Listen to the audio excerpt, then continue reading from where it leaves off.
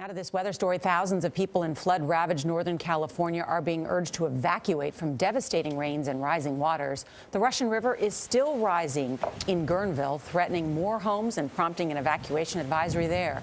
Meanwhile, blizzard conditions have shut down parts of Interstate 80, cutting off the town of Truckee near the Nevada border. John Blackstone is in Truckee, where power outages have complicated efforts for him to get a live shot out. So he just filed this report from his cell phone. Good morning. Well, it's not just Interstate 80 that's closed. Blizzard conditions have also shut down another major highway connecting Reno to Lake Tahoe. Well, the problem here is snow. In other parts of the state, it's rain. And officials say the worst might still be to come. The Russian River in Guerneville, California is rising, and it isn't expected to crest until later today. Officials say it will reach the 40-foot range, 8 feet above flood level. Some 3,000 people in Sonoma County are under evacuation orders, and at least 7 homes are seriously damaged. Biggest concern is possible trees coming down, power outages. In the town of San Anselmo, police ordered people out of the downtown area because of rising floodwaters, telling them to either evacuate or move to higher floors. A mudslide pushed a tree into a house in the town of Fairfax, California, trapping 4 people, including 2 children.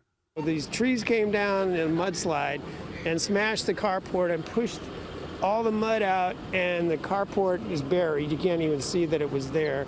Mudslides created dangerous conditions on the roads across Santa Cruz County, closing one highway completely, and at higher, colder elevations, the snow is making driving dangerous or impossible. This is Interstate 80, the usually busy highway over the mountains between California and Nevada. With blizzard conditions and zero visibility, it's closed to everything but emergency vehicles and essential services. A controlled avalanche in Alpine Meadows was intended to relieve pressure on a mountainside, but it had this out-of-control result. Today's avalanche ran fast and hard, hit us, blew the front door open, and went up and over our house. Meanwhile, the rain and snow have added 33 billion gallons of water to Lake Tahoe, and it's not over yet. Farther north, unusually heavy snow falling at the rate of an inch an hour forced a ground stop at Portland Airport. Overnight here in Truckee and across the mountains, there have been widespread power outages as the snow continues to fall, and it's not expected to stop until sometime late tonight. And there's no word on when the major highway out of here might reopen. Gail?